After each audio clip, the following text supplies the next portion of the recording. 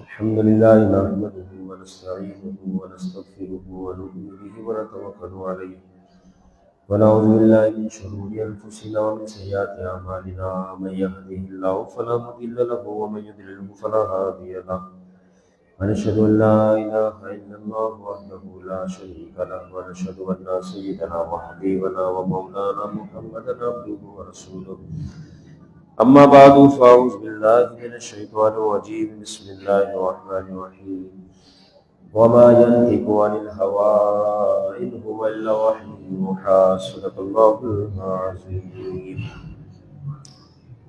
بلغ العلا بكماله كشف الدجى بجماله حسن جميع خصاله صلوا عليه وآله فإن فضل رسول الله ليس له حد فيعرب عن ناطق بفمه مولاي صل وسلم دائما أبدا على حبيبك خير الخلق كلهم اللہ جل جلالہ کی حمد و ثنا سرکار فخر کائنات خاتم النبی جناب احمد مصطفیٰ جناب محمد مصطفیٰ صلی اللہ تعالیٰ علیہ وسلم کی بارگاہ میں ہدیہ درود السلام کا نذرانہ پیش کرنے کے بعد اس رب عز و جل کا فضل کرم کہ اس نے ہمیں اپنے مبارک مہینوں سے حرمت والے مہینوں سے عبادتوں میں بہت زیادہ ثواب ہو جانے والے مہینوں سے نوازا ہے اور ہمیں اپنی عبادت کا ذوق و شوق عطا فرمایا ہے۔ اس نعمت پر جتنا شکر ادا کیا جتنا کم ہے۔ یقیناً یہ مقدس مہینہ رجب المرجب حرمت والا مہینہ اور آج رات اس کی 27ویں شب معراج النبی صلی اللہ تعالی علیہ وسلم ہے۔ معراج شریف کے واقعات بالخصوص مسجد حرام سے مسجد اقصی، پھر پہلا آسمان، پھر 7واں آسمان، پھر سدرۃ المنتہا، پھر رف کی سواری، پھر اس کے بعد لام مکان تک کا جو سفر ہے، اس حوالے سے انشاءاللہ آج رات گفتگو ہوگی نماز عشاء کے بعد، اور اس کے اہم ترین نکات کی طرف بھی اشارہ کیا جائے گا۔ عقائد کے حوالے سے بھی گفتگو ہوگی، ہمارے لیے اس میں کیا ہے اس حوالے سے بھی بات ہوگی۔ چونکہ معراج شریف کی یہ آج کی شب ہے اور اس میں آنے والا یہ جمعۃ المبارک ہے، تو آج ہم مشاہدت معراج کے حوالے سے کچھ سنیں گے۔ قرآن مجید سورہ بنی اسرائیل 15واں پر آیت نمبر 1 میرا فرماتا ہے لِنُرِيَهُ مِنْ آیَاتِنَا، ہم نے اپنے محبوب کو معراج کی سیر کروائی، وجہ صرف یہ ہے کہ لِنُرِيَهُ مِنْ آیَاتِنَا، تاکہ ہم اسے اپنی نشانیاں دکھائیں۔ تو مشاہدت معراج یہ وہ باتیں تھیں جو محبوب علیہ السلام نے خود جیتی جاگتی حالت میں روح و جسم کے ساتھ ملاحظہ فرمائی، امت کی آسانی کے لیے سب خبریں ارشاد فرما دی کہ میں نے جنت کو بھی دیکھا، دوزخ کو بھی دیکھا، جنت میں لوگ اس اعمال اس کام کی وجہ سے پہنچے، لہذا تمہیں اب یہ کام کرنا ہے۔ جہنم میں دیکھا، مشاہدہ کیا، جہنمی جہنم میں کیوں ہے، تو ان کاموں کی وجہ سے ہے، لہذا تم ان کاموں سے بعد آ جاؤ۔ اب محبوب نے سارے نقشے کو، سارے معاملات کو دیکھنے کے بعد اپنی امت کو بطور تحفہ، بطور عبرت، بطور نصیحت بتا دیا۔ امت نے ان باتوں کو علماء دین سے سنا، اکابرین سے سنا، اکابرین کی جماعت نے کتابوں میں ان چیزوں کو درج کیا تاکہ محفوظ ہو جائے کہ ان کاموں سے بچنا ہے، ورنہ اس کا اختتام جہنم، ان کاموں کو کرنا ہے، اس سے اختتام جنت، سب بتا دیا۔ اس کے بعد بھی بندہ ان کاموں کی طرف جائے جو اللہ کو ناراض کرنے والے، ان کاموں کی طرف جائے جس کا ٹھکانہ صرف جہنم بنتا ہے. کتنی بدنصیبی ہے، کتنی بے حسی والا معاملہ ہے. کوئی ہمیں بتائے کہ یہ راستہ صحیح نہیں، ہم فوراً راستہ تبدیل کر دیتے ہیں بغیر سوچے سمجھے، کیونکہ ہمیں بتایا کہ یہ راستہ درست نہیں، فائرنگ ہو رہی ہے، حالات خراب ہے، قتل کر دیا جائے گا، چور موجود ہے، فوراً گاڑی کو روکا جائے گا، راستہ تبدیل کیا جائے گا. لیکن یہی وہ بندے ہیں عقل والے، سمجھدار، دنیاوی اعتبار سے اتنے چوکنا رہنے والے. جب اسے بتایا جاتا ہے کہ محبوب علیہ السلام نے معراج کی شب ان تمام چیزوں کو دیکھا، لہٰذا ایسے کام نہ کرو جس کی وجہ تمہیں جہنم میں ڈالا جائے، تو ان کو کوئی فکر نہیں ہوتی. حالانکہ بہت زیادہ غور و فکر والی بات ہے. دنیاوی چور کیا لوٹے گا؟ بہت زیادہ اگر آگے قدم بڑھائے گا تو جان ہی جائے گی نا. لیکن جن کاموں کی وجہ سے اگر ہمیں جہنم میں ڈال دیا گیا، الامان والافیس، تو وہاں تو ہمیشہ ہمیشہ ہمیشہ ہی رہنا ہے، اس عذاب کو برداشت کرنا ہے. ہماری کیفیت ایسی کہ ہم معمولی چوٹ برداشت نہ کر سکیں تو جہنم کی سخت ہولناکیاں پھر کیسے برداشت ہوگی؟ تو یہ مشاہدات معراج محمد علیہ السلام نے دیکھنے کے بعد اپنی امت کو بتایا، بطور تحفہ ہے، سمجھ جاؤ، سیکھ جاؤ، عمل کرنے والے بن جاؤ. انہی میں ایک بات آتی ہے کہ اللہ رب العزت کے محبوب علیہ السلام نے عرش کے نور میں ایک شخص کو دیکھا. عرش کا نور ہے، سوچے آپ، اس نور کے اندر اس شخص کو دیکھا. حالانکہ اللہ کی عطا سے محبوب سب جانتے ہیں. وَعَلَّمَكَ مَا لَمْ تَكُنْ تَعْلَمُ، اے محبوب ہم نے آپ کو وہ سکھا دیا جو کچھ آپ نہیں جانتے تھے، سب بتا دیا. امت کی تعلیم کے لیے سوال ہو رہے ہیں تاکہ سوال جواب جب ہوگا تو امت تک پہنچے گا، امت بھی سمجھ جائے. میں کسی جگہ سے گزروں، میں نے کسی کو دیکھا، میں نے اس کو پہچان لیا، میں اسے سلام دعا جواب وغیرہ معاملات نہ کروں تو میرے ساتھ میں بیٹھے والا شخص جان سکتا ہے کون ہے؟ اس کو بھی تو بتانا ہے نا. اس کے لیے تو جو اگر سوال جواب ہوگا تو وہ بھی سنے گا، سب کو فائدہ پہنچے گا. اسی طرز پر محمد علیہ السلام پوچھ لیا کہ یہ عرش میں جو شخص اس نور کے اندر موجود ہے یہ کون ہے؟ بتایا گیا، یا رسول اللہ صلی اللہ علیہ وسلم اس کے پاس 3 کام تھے.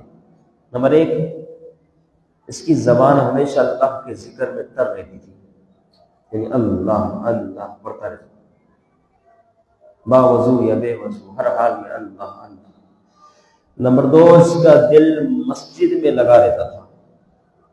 ایک نماز پڑھنے آتا تھا، پھر اگرچہ کام پہ چلا جائے لیکن سوچ کے جاتا تھا کہ دوبارہ عصر پڑھنے بھی جماعت سے آنی ہے. عصر پڑھتا تھا تو پھر سوچتا تھا کہ مغرب پڑھنے بھی آنی ہے جماعت کے ساتھ. اس طرح اس کا دل مسجد میں لگا ہوا تھا. نمبر 3، والدین کے لیے کبھی یہ شخص رسوائی کا سبب نہ بنا، والدین کو خوش رکھتا تھا. فرمایا یہ 3 یہ کام کرتا تھا، اللہ نے اپنے عرش کے نور میں اس شخص کو جگہ عطا فرمائی. اس جگہ پر یہ شخص موجود ہے. کتنا بڑا مقام پا لیا، سوچے آپ.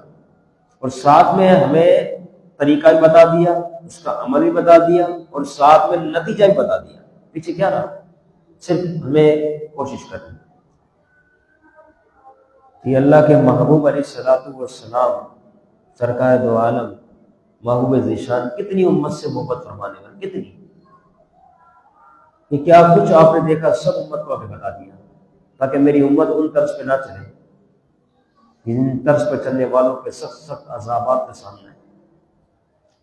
مگر آج آپ دیکھیں امت کی کتنی بڑی حالت، تعداد اس حالت میں مبتلا ہے. امت کی حالت کیسی؟ الامان والنفیس. کیونکہ محبوب علیہ السلام کی زبان سے جو نکلتا ہے پہلے تو ہمیں وہ سوچنا چاہیے کہ 27 صفحہ سورۃ النجم میں میرا رب فرماتا ہے وما ينطق عن الهوى، یہ محبوب اپنی چاہت اور خواہش سے کچھ نہیں کہتا، ان هو الا وحی یوحی، یہ تو وہی کچھ کہتا ہے جو اس کی طرف وحی کی جاتی ہے. یعنی ان کی زبان در حقیقت کلام وحی ہے، یہ وحی ہے جو کہی جا رہی ہے، یہ محبوب کی زبان ہے. تو پھر اس زبان سے جب یہ لفظ عطا ہوا وہ بھی مشاہدات جو دیکھے آپ نے، خود آپ نے ان کو اپنے سر اور جسم کی آنکھوں سے بیداری کی حالت میں دیکھا، پھر امت کو بتایا. یہ تو ایک ثواب کی بات تھی. اب اس طرح عذابات کا اگر ذکر دیکھا جائے تو کتنے سخت سخت عذابات ہوئے اور کیا کچھ معاملات اس سے رات جو ہے وہ آپ کو دکھائے گئے، ان میں کچھ یوں بھی باتیں تھیں کہ فرمایا اس شخص کے لیے سخت عذاب ہے جس کے پاس علم ہو اور وہ اس علم پر عمل نہ کرے، سخت عذاب ہے۔ اب علم سے مراد کیا ہے؟ درس نظامی سے فارغ ہونا۔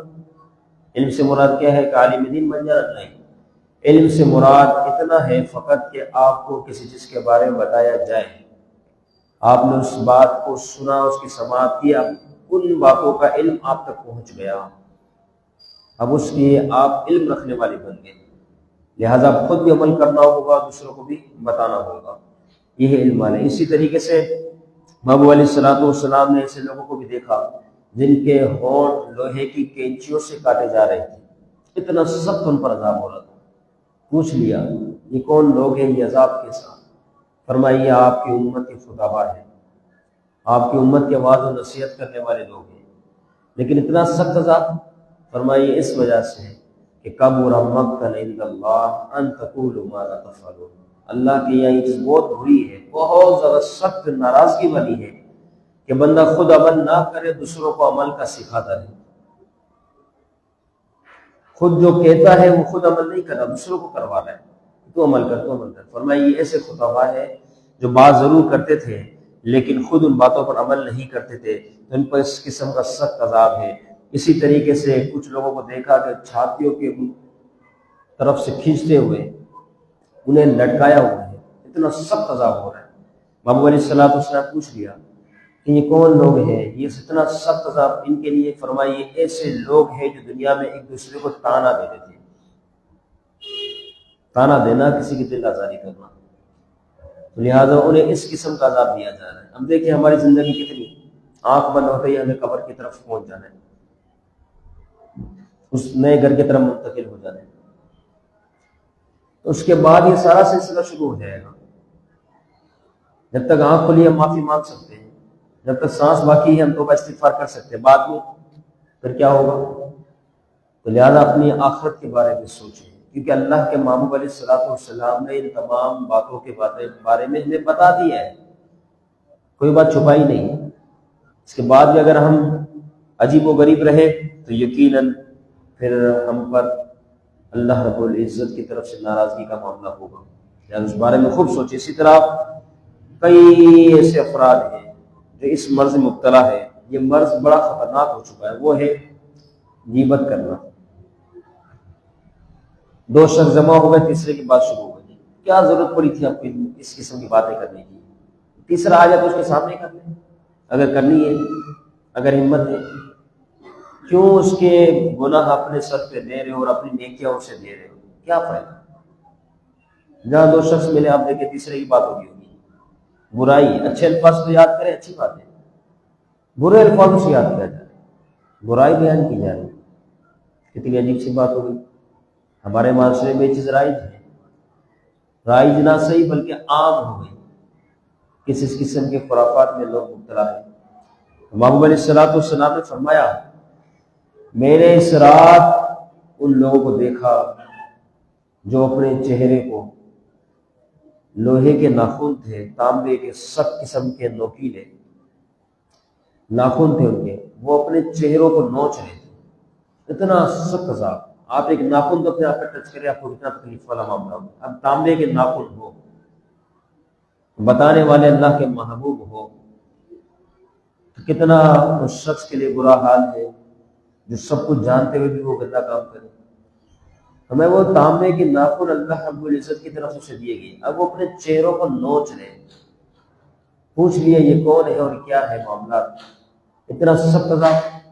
تو بتایا گیا کہ اللہ کے محبوب یہ وہ لوگ ہیں جو آپ کی امت میں غیبت کرتے ہیں، ان کے اوپر اس قسم کا سخت عذاب ہے۔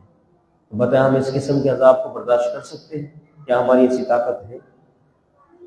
تو کیوں پھر ہم غیبتیں نہیں چھوڑتے؟ بات کرنی ہے اس کے سامنے کر لیجیے جس سے بات کرنی ہے، ایک دوسرے سے ہم اس شخص کے بارے میں برائی کر رہے، کیا ملنا؟ وقت کا ضائع ہونا، نامہ اعمال گندا ہونا، مرنے کے ساتھ عذاب کا سلسلہ، کیونکہ ہمیں یہ چیز بتا دی گئی کہ یہ کام اتنا برا ہے اور اس پر عذاب یہ ہے، پھر بھی ہم اگر وہ کام کریں، اس قسم کی عادتیں مردوں میں بھی ہے اور عورتوں میں بھی ہے۔ قطعاً یہ کام نہ کریں کہ جب آنکھ بند ہوگی نا پھر کوئی آپ کی برائی سننے والا آپ کو بچانے والا نہیں ہے کہ وہ آپ کو بچانے کے لیے آئے گا، پھر صرف سخت سے سخت عذاب کا سلسلہ شروع ہو جائے گا۔ تو قتل کسی کی غیبت نہ کریں، تعریف ہو رہی ہے بیان کریں، برائی ہو رہی ہے خاموش ہو جائیں، جو کر رہے ہیں اس کو بھی روک دے، نہ کرے میرے ساتھ برائی، کوئی فائدہ نہیں۔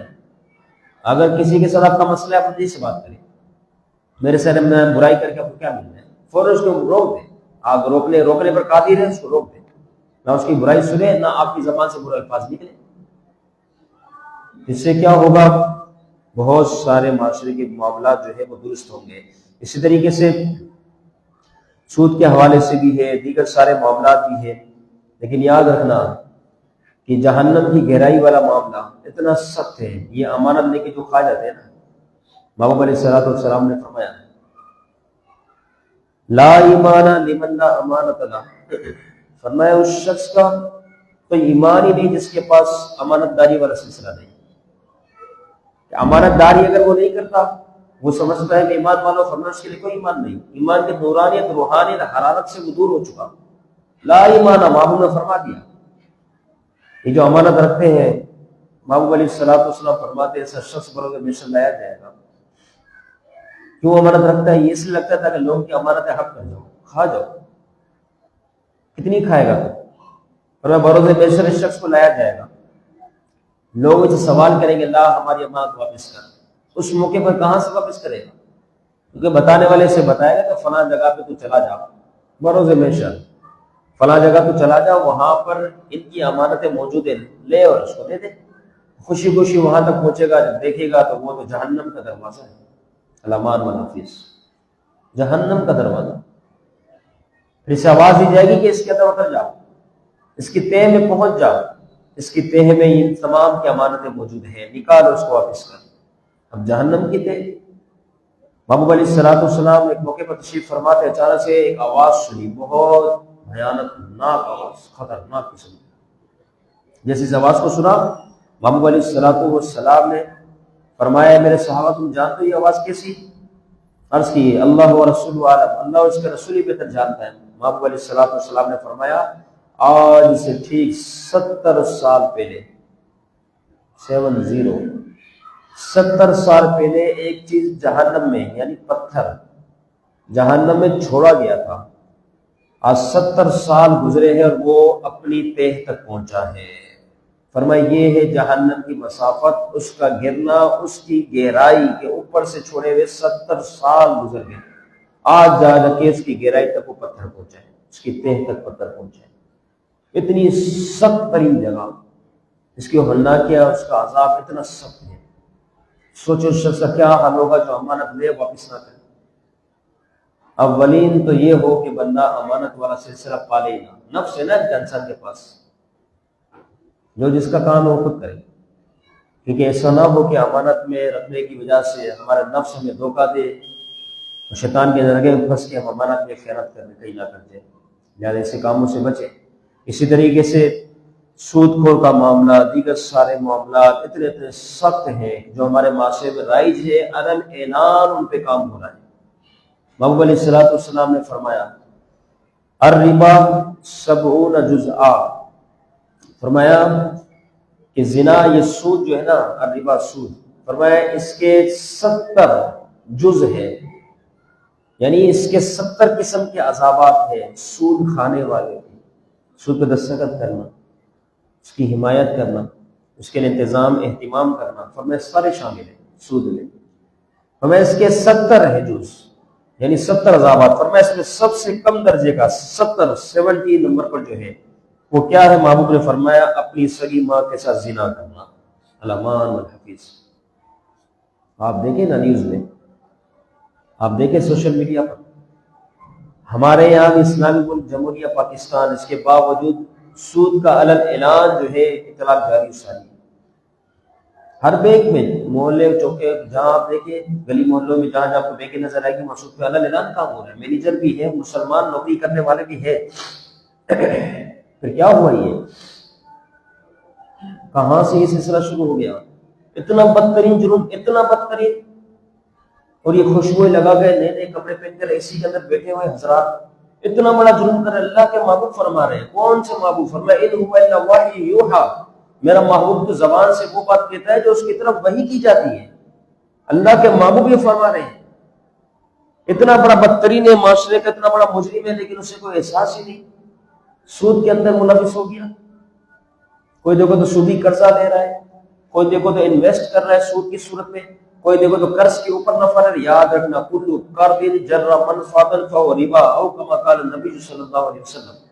ورنہ ہر وہ قرضہ جو نفع لائے وہ بھی سود ہے.